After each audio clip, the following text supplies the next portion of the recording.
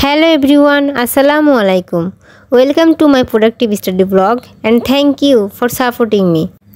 ঘুম থেকে উঠেই প্রথম স্লট শুরু করেছি ইংলিশ দিয়ে, কারণ পরে একটা আলসেমি ভাব চলে আসে আর সকালে যেহেতু ফ্রেশ মাইন্ড থাকে তাই বোর লাগে না।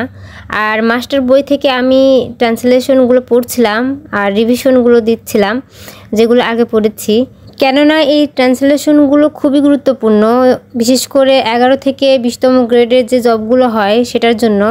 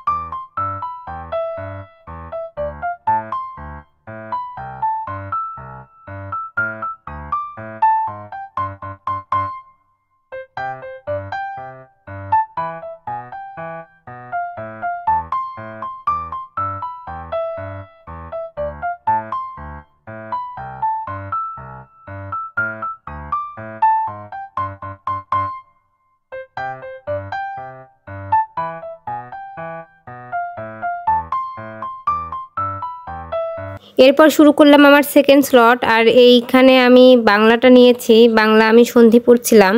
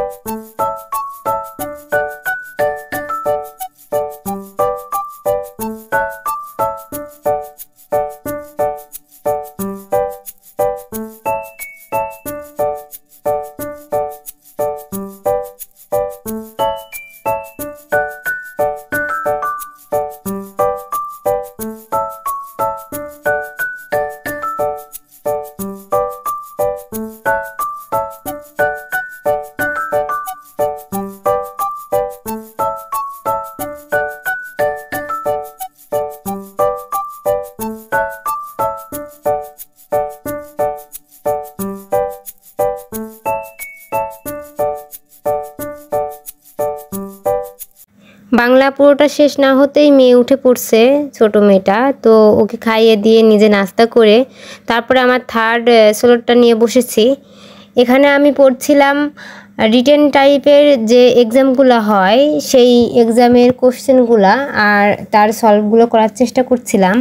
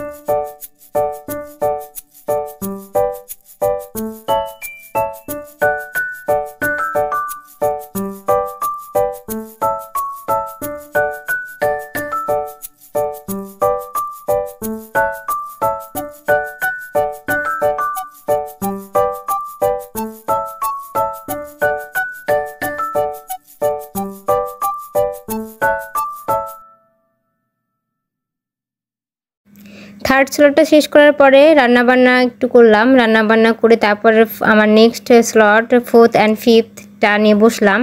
তো আমি এটাই নিবন্ধন রিটেনের যে সাবজেক্ট আছে আমার, সেটা জীববিজ্ঞান, তো সেটা নিয়ে বসলাম। প্রথম অধ্যায়টা দেখব।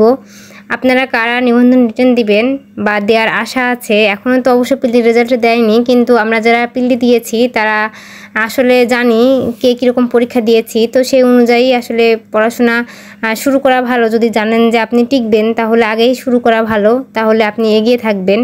প্রোডাক্টিভিটি বাড়ানোর জন্য আমি 2-3টা টিপস আপনাদের সাথে শেয়ার করতে চাই। সেটা হচ্ছে আপনারা ইনার পিসের জন্য মেডিটেশন করতে পারেন, আর সেটা অবশ্যই রেগুলার, তাহলে আপনাদের প্রোডাক্টিভিটি অনেক বাড়বে।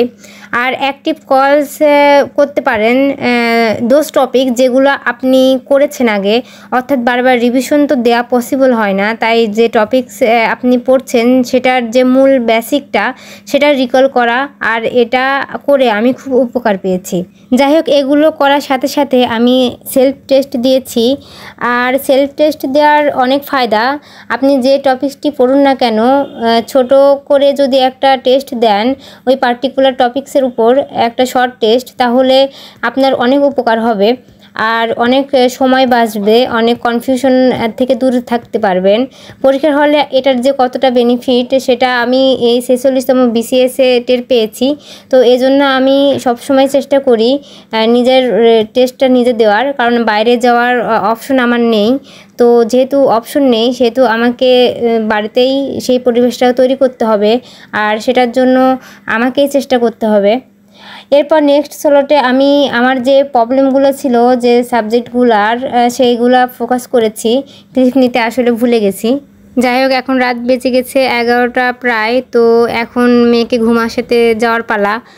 তো ঘুম আসাতে গেলেও যে ঘুমাবে তা কিন্তু নয়, সে 12টা পার করে ফেলবে, তারপরেও কিছু করার নেই।